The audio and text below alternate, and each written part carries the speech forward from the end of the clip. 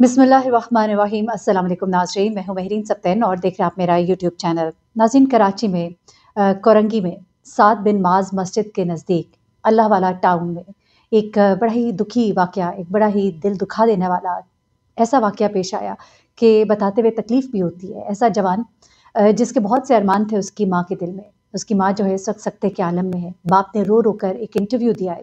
उस इंटरव्यू में उन्होंने अपने बेटे लारैब जिसकी उम्र 22 साल थी, जो कि बीबीए के आखिरी साल का लास्ट ईयर का स्टूडेंट था। उसके अगले साल शादी होनी थी, शादी के बहुत से अरमान थे, रिश्ता तय था। बहुत कुछ सोचा हुआ था उस नौजवान के लिए और ये कोई आम नौजवान नहीं था, बल्कि इसने बड़ा ज़बरदस्त काम ये करने जा रहा था। एक बड़ा ही ज़हीन और फ़तीन मैं कहूँगी स्टूडेंट था, एक खूबसूरत नौजवान था। इसे नहीं मालूम था कि आज की रात मेरी ज़िंदगी की आखिरी रात होगी। कराची में ये जब अपने घर से निकलता है, ये KDA employees housing society Korangi का रिहायशी था और ये अपने घर से निकलता है और घर वालों को बता के जाता है कि वो जिम के लिए जा रहा है। जिम से वापसी पर ये अपने एक दोस्त की तरफ जाता है। अपने दोस्त की तरफ से जब ये वापस अपने घर आ रहा होता है, तो इसे रास्ते में रोका जाता है। इसे जब रास्ते में रोका जाता है, तो इससे इसका फ़ोन माँगा जाता है। ये वाक़या वैसा वाक़या नहीं है जो आप सुनते हैं कि फ़ोन माँगा, फ़ोन छीना, कत्ल कर दिया। अभी आप आगे जैसे-जैसे सुनेंगे आपको मालूम होगा कि किस कदर बेहिसी का आलम है इस मुल्क में और ख़ास तौर पे कराची और सिंध, जहाँ पर मुसलसल पाकिस्तान पीपल्स पार्टी की हुकूमत है। इस पर नोटिस तो ले लिया मुराद अली शाह साहब ने, लेकिन क्या वो इसका जवाब दे सकते हैं कि कितने सालों से वो यहाँ पर मौजूद है? कौन-सा उनका टेन्योर है ये? और उसके बाद क्या एक नोटिस ले लेना एक लारैब के ऊपर काफ़ी होगा? अब होता क्या है कि लारैब जो है उसके फ़ोन में बहुत ही ख़ास मालूमात थी। बहुत कुछ ऐसा था जिसके बारे में वो चाहता नहीं था कि किसी और के हाथ लगे।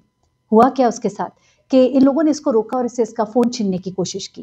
ये फ़ोन जो है ये कोई आम फ़ोन नहीं था, बल्कि इस फ़ोन में बहुत कुछ मौजूद था। इस फ़ोन को वो बचाना चाहता था, लेकिन उन्होंने उससे इसका फ़ोन छीन लिया और साथ ही इसको कत्ल कर दिया। इसको बड़े ही ज़ालिमाना तरीके से कत्ल किया। इसकी लेफ्ट आँख पर एक गोली मारी गई, जबकि दूसरी गोली जो है उसके सर में मारी गई। पुलिस कहती है कि वो इसका फ़ोन छीनकर वहाँ से गायब हो गए। लेकिन अब इसके वालिद ने एक बहुत ही दिल दुखा देने वाली स्टोरी सुनाई है। एक ऐसी कहानी जिसे सुनकर बड़ा दिल ज़ख्मी होता है कि अगर इसी तरह हमारे ये ज़हीन नौजवान जो हैं, ये जाते रहे और कोई सदेबाब ना हुआ इसका, एक एक्शन ले लेना, एक नोटिस ले लेना एक वाक़ये पर, क्या ये काफ़ी होगा?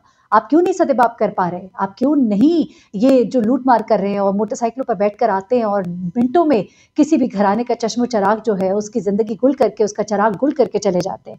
अच्छा, अब हुआ क्या? ये जो विक्टिम था, उसके फ़ादर जो है, उसके वालिद जो है मोहम्मद हुसैन, उन्होंने एक इंटरव्यू दिया है और उसमें वो बताते हैं कि मेरा बेटा लारैब जो है, वो घर से जिम के लिए निकला। फिर वो कहते हैं कि मेरा बेटा जो है, वो एक किताब लिख रहा था और वो किताब जो है, वो बड़ी अहमियत की हामिल थी। उसकी ज़िंदगी के लिए एक बड़ा ही टर्निंग पॉइंट थी। वो कहते हैं कि मेरा बेटा जो है, वो टॉप स्टूडेंट्स में था अपनी क्लास में और मार्च 6 को उसकी एक सेरेमनी होनी थी यूनिवर्सिटी में और उसकी किताब की रूनमाई होनी थी। ये किताब जो है काउंटिंग के ऊपर थी। वो कहते हैं उसके बहुत से दोस्त जो मुख्तलिफ़ कंट्रीज़ में हैं, मलेशिया में भी है, वो सब भी इसमें पार्टिसिपेट करने के लिए आ रहे थे। ये कोई एक आम किताब नहीं थी। इस किताब में उसकी बहुत मेहनत थी। वो कहते हैं कि उसकी इस फ़ोन में इस किताब की तमाम तर डिटेल्स और टाइटल पेज मौजूद था। लारैब वो कहते हैं कि लारैब ने यानी कि इसके वालिद हुसैन कहते हैं कि लारैब ने मुझे ये सब कुछ दिखाया था और मैंने उसको मशवरा दिया था कि इसे अपने दोस्तों के साथ शेयर कर दे या इसको किसी और जगह सेव करके रख ले। लेकिन उसने कहा कि ये एक सीक्रेट है, मैं इसे किसी के साथ शेयर नहीं कर सकता। फिर वो कहता है कि उसको मैंने कहा था कि तुम इसको किसी जगह सेव कर लो, लेकिन इसने इसको सेव भी नहीं किया। वो नहीं चाहता था कि किसी के भी हाथ लगे ये चीज़। लेकिन वो कहते हैं कि वो इसको कंप्यूटर में सेव कर सकता था, लेकिन न जाने क्यों उसने इसको अपने फ़ोन में ही रखा और शायद ये उसकी मौत की वजह भी बनी। वो कहते हैं कि मेरा बेटा जो है, उसने ये जो किताब लिखी थी, पाकिस्तान को नाम देने के लिए, पाकिस्तान की शोहरत के लिए लिखी थी। एक ऐसी किताब थी जिस पे उसे बहुत दाद मिलनी थी, उसकी बहुत तारीफ़ होनी थी। वो कहते हैं आज वो किताब है, लेकिन मेरा बेटा नहीं है। कहते हैं कि ऐसे सिस्टम का क्या फ़ायदा, जहाँ पर किसी को कहीं भी, किसी भी वक़्त कत्ल किया जा सकता है। हमारी गवर्नमेंट कहाँ है? हमारा कानून नाफ़िज़ करने वाले इदारे कहाँ हैं? और अगर यही सब कुछ होता रहा, तो फिर तो एक-एक करके यूँ लोगों के प्यारे जो हैं, वो ख़त्म होते जाएँगे। साथ-साथ वो रो भी रहे थे, दुखी थे बहुत। वो कहते हैं कि लारैब की हमने मंगनी की भी थी। जिस घर में मंगनी की थी, वहाँ पर भी सफ़े मातम है। वो कहते हैं कि उसकी हमने अगले साल शादी जो है, वो तय की हुई थी। उसके सर पर हमने सेहरा देखना था। नेक्स्ट जनवरी में उसकी शादी का प्लान था, तैयारियाँ मुकम्मल थीं, लेकिन अब हम उसके जनाज़े की तैयारी कर रहे हैं। नौजवान का जनाजा जो है साद बिन माज मस्जिद में अदा किया गया। जो वालदा हैं वो सख्त शौक में है, तकलीफ में है, परेशानी में है। जाहिर सी बात है बहुत बड़ा नुकसान है उनके घर का।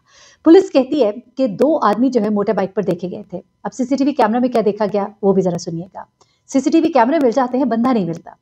पुलिस कहती है कि 2 आदमी थे जो कि मोटर बाइक पर थे और वो इसका बहुत देर से पीछा कर रहे थे और जब ये जिम से निकला था तब भी वो इसके पीछे थे और उसके बाद जब ये दोस्त के घर से निकला तब भी वो इसके पीछे थे। ये बात जो है ये बड़ी हैरानकुन है क्योंकि आम तौर पे जो इस तरह से स्नैच करने वाले होते हैं ये किसी एक जगह पे बंदे को देखते हैं और फ़ौरन ही उसको टारगेट करते हैं। लेकिन यहाँ पर उनका ये कहना है कि इन्होंने ना सिर्फ ये कि इसको घर से निकलते हुए जिम तक, जिम से निकलते दोस्त के घर और दोस्त के घर से आगे निकलते हुए भी इसको बाकायदा इसको ट्रैक किया था।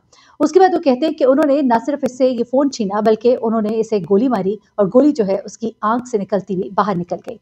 फिर वो कहते हैं कि उन्हें एम्प्टी शेल मिला है 30 बोर की पिस्टल का क्राइम सीन से और वो कह रहे हैं कि सीसीटीवी कैमरा से हम देखने की कोशिश कर रहे हैं कि ये लोग जो है जब इसको ट्रैक कर रहे थे तो उससे पहले वो कहाँ से आए थे। उनकी नंबर प्लेट जो है बाइक की वो जाली थी क्योंकि नंबर प्लेट एक जगह पर देखी गई है लेकिन वो नंबर प्लेट जो है वो जाली है। आमतौर पे पहले ये करते थे कि जाली नंबर प्लेट के अलावा नंबर प्लेट होती नहीं थी या नंबर प्लेट जो है उसे ढका होता था। इंसिडेंट करने से पहले नंबर प्लेट को ढक दिया जाता था। लेकिन यहाँ पर उन्होंने नंबर प्लेट तो इस्तेमाल की है लेकिन नंबर प्लेट जो है वो जाली है। उसके अलावा उनका ये भी कहना है कि ये जो 2 मशकूक अफ़राद थे उनमें से उन्होंने उसका हुलिया बयान किया है। उसकी डिटेल जो है कुछ इस तरह से है कि एक जो है वो खाकी पैंट शर्ट में था और दूसरे क्या उन्होंने कहा है कि गालबन हाँ जी वो भी जीन्स और शर्ट में था। उसके अलावा चेहरे जो है सीसीटीवी कैमरास में उसके वाज़ेह नहीं है जिससे कोई अंदाज़ा लगाया जा सके कि ये लोग कौन थे। अलबत्ता हमारे मुल्क का कीमती सरमाया जो है इस तरह से जगह-जगह पर ये मौजूद जिस तरह के ये लोग हैं उनके हाथों तबाह हो रहा है, बर्बाद हो रहा है। लेकिन हुकूमत जो है वो हर दफ़ा कह देती है कि इसका नोटिस ले रहे हैं, देखा जाएगा। इस नौजवान की वालदा जो है ये सख्त दुःख में है, ज़ाहिर-सी बात है, बहुत बड़ा नुकसान जैसा कि मैंने पहले भी कहा और ये अपने घर का सबसे बड़ा बेटा था। इससे इसके वालिद कहते हैं कि हमारी बहुत सी उम्मीदें वाबस्ता थीं और ये अब जैसे-जैसे इसकी तालीम मुकम्मल हो रही थी, तो हम सोच रहे थे कि अब ये कोई नौकरी करेगा। ये जिस तरह से किताब लिख रहा था, जितने इंहमाक के साथ लिख रहा था, जितना कि इंटेलिजेंट था, तो हमें इससे बहुत सी उम्मीदें वाबस्ता थी। ना सिर्फ ये कि इसको अच्छी जॉब मिलेगी, बल्कि हमें ये भी अंदाज़ा था कि इसकी किताब जो है, उसे बहुत पज़ीराई मिलेगी। जब उसे पज़ीराई मिलेगी, तो हमारा बेटा जो है, वो नुमाया एक जगह हासिल करेगा, उसका नाम होगा, उसकी शोहरत होगी और यही नहीं बल्कि पाकिस्तान का नाम भी रोशन करेगा। उसके दोस्त जो है वो बहुत परेशान हैं। वो लोग जो बाहर से इसकी किताब की रुनमाई के लिए आ रहे थे, वो सब अब इसके जनाजे में शरीक हुए हैं। हर आँख का शिकार है, लेकिन सिस्टम जो है वो इस तरह से बर्बाद है और सिस्टम जो है इसको ठीक करने के लिए न जाने कब कुछ किया जाएगा। जब ये सब जवान एक-एक करके हमारे हाथों से निकल जाएँगे क्या? हम देखते आए रोज़ इसी तरह से माँओं के लाडले जो हैं किस तरह से इन लोगों की नज़र हो जाते हैं। खुदारा कुछ कीजिए इससे पहले कि कोई आपके घर का निशाना बने।